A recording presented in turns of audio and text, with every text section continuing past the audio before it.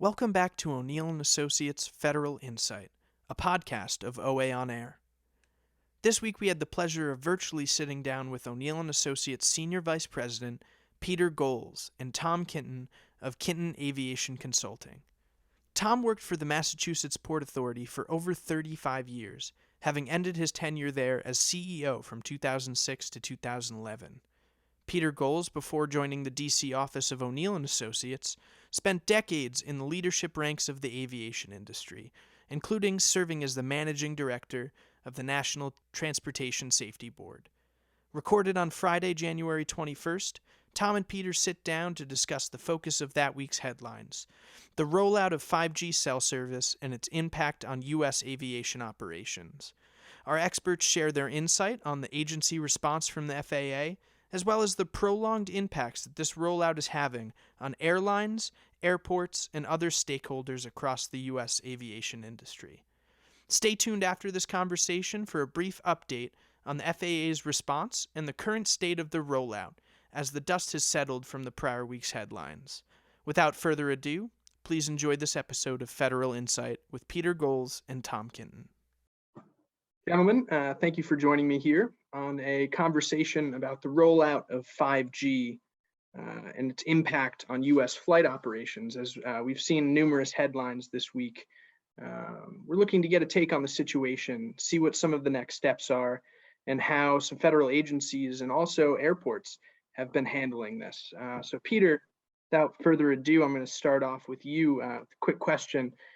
I was wondering if you could kick us off with your insight into how the FAA has been handling the rollout of 5G with projected impacts on the aviation operations in our country. Well, sure. I'm not sure there has been a rollout of 5G, and that is the fundamental problem. I mean, you've got two, good-sized agencies between the FCC and the FAA that apparently just have been incapable of coordinating their activities, and the resulting, last-second pandemonium has been damaging to the industry and damaging to the consumer. And what we've got now is just a temporary fix. So I don't think it's been very well handled. I think the administration has been occupied looking at other things, and that this has been a significant setback. Absolutely. And Tom, building off of that, what would you say is the role of the airports in this situation? And how do you feel about the interaction, the cooperation between them and the FAA during this rollout, or lack thereof, as Peter pointed out? Well, I concur with Peter that this has not been in any sense a rollout, because that gives credit to people. This has been an abomination of something that's been in the works for years. This is nothing new. And the federal government did an auction to auction off this bandwidth and took billions of dollars from AT&T and Verizon. And it came down to literally 10 hours before this thing was going to roll out, before people seemed to get it. And in terms of how serious it was, and it was real. And so the airports are sitting there and they depend heavily on FAA. And I have to say, FAA's main job is safety, and they're at least doing that here by putting roadblocks in front of this thing weeks ago and then most recently. And as I said the other day when I did a separate interview locally here on Channel 5, I said the industry is looking for solutions, not more delays. More delays are nothing but Band-Aids. This is something that's screaming out for a permanent solution in terms of its, number one, safety. Number two, as Peter said, it's impacting our economy in a huge way, or has potential to impact the economy in a huge way by disrupting the air carrier service in this country to not only the air carriers, who, by the way, aren't doing that well financially these days, but also the citizens of this country that depend on our airlines to do their business, and whether it be leisure travel or business travel. So I know, looking at Logan specifically the other day, they actually had flights that started to cancel before there was another temporary Band-Aid rolled out. Emirates, for one, canceled. I think JAL canceled because they were, starting their flights hours before the 05 a.m. deadline.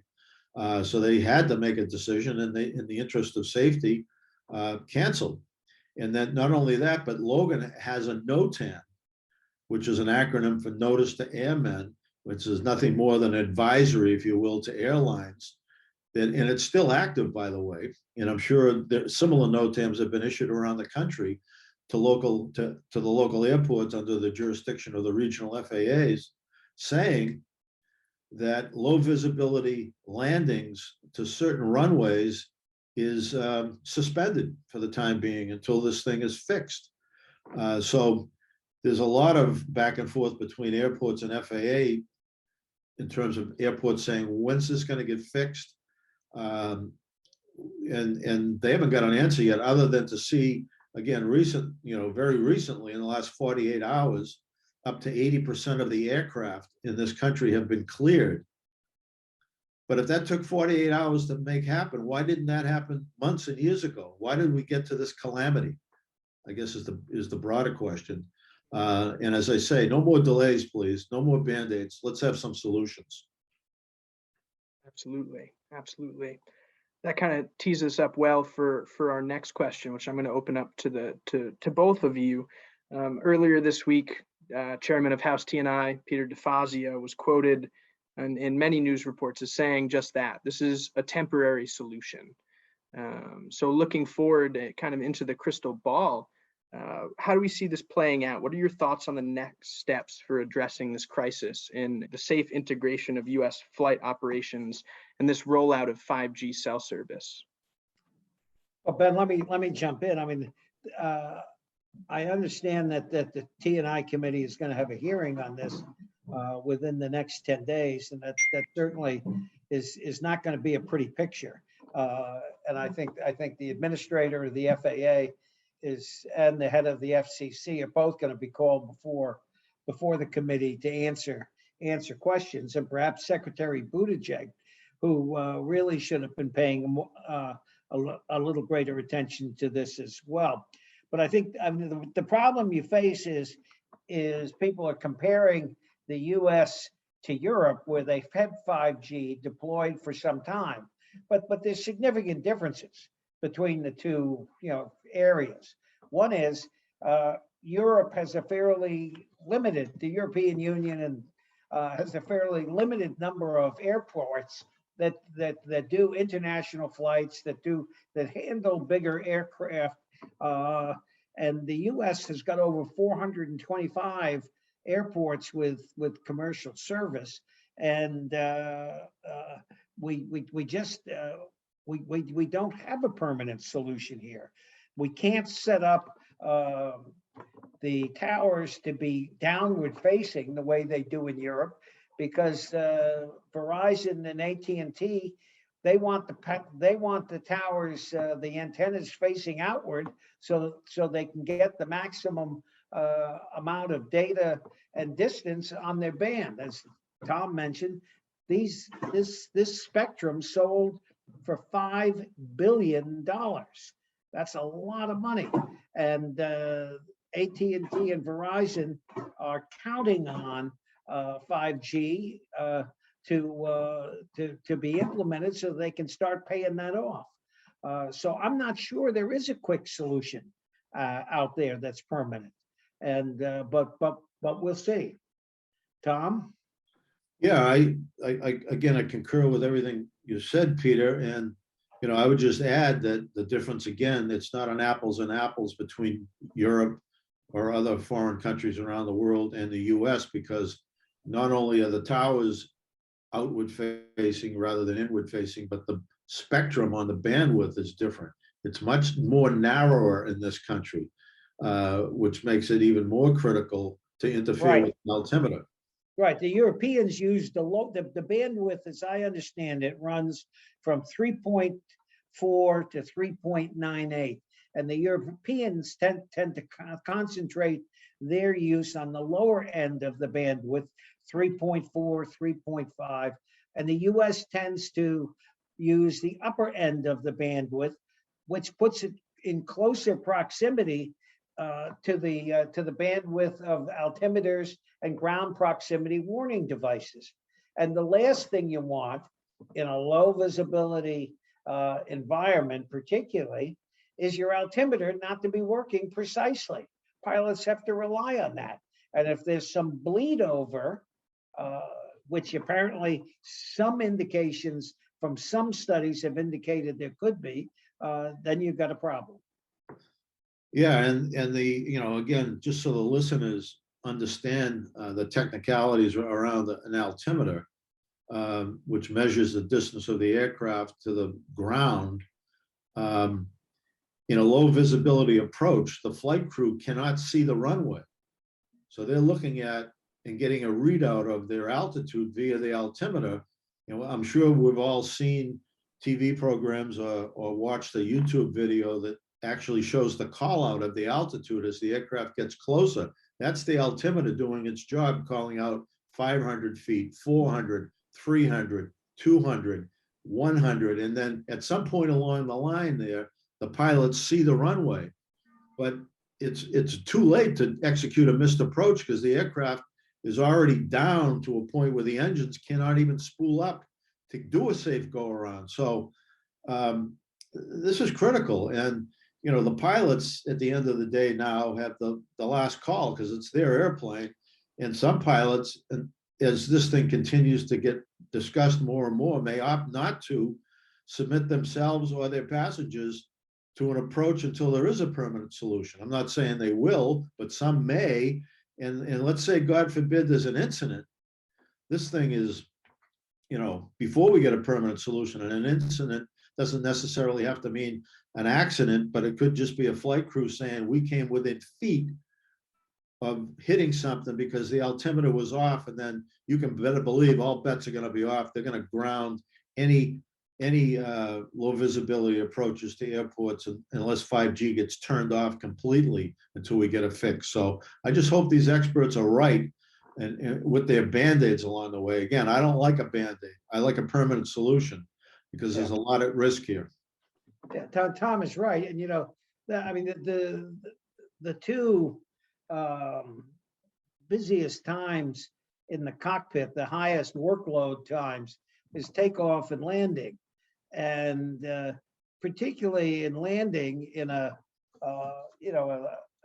less than ideal circumstances where your visibility is limited, you really can't have a pilot and his first officer worrying about whether their altimeter is dead accurate or not. They have enough else to do. And you want them focused on the total picture to get that plane down safely. And they do, 99.99% of the time.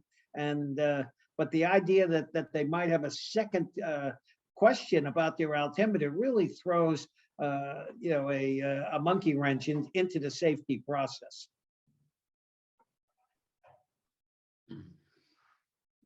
Thank you both very much for your insight and your outlook here on what we might expect the coming weeks, the coming months for finding a solution, and also for the extent of this issue. So thank you again for your time, and I really appreciate you both sharing your experiences and your insight with us. All right. Thanks, Ben. All right. Thanks, Peter. Good to see you. And hey, Tom, good seeing you. You look great. As of Tuesday, January 25th, the FAA worked through the weekend to provisionally clear approximately 90% of the U.S. commercial aviation fleet. According to a notice posted on the FAA website, this expanded roster of the commercial fleet can perform most low-visibility landings in the presence of 5G radio waves, and now includes several models of regional jets. This latest action from the FAA, combined with the cooperation and agreement of cell service providers AT&T and Verizon, will temporarily limit power levels and the placement of cell towers near airports. This agreement has avoided the most severe impacts of the rollout for now. O'Neill & Associates continues to monitor updates from the FAA, and the FCC and all involved parties in negotiation. The deadlines that these stakeholders are working toward remains unclear, much as how long the temporary solution of 5G buffer zones will stay in place. Please be sure to subscribe, comment, and review our podcast on Apple Podcasts or any other platform that you use to listen in.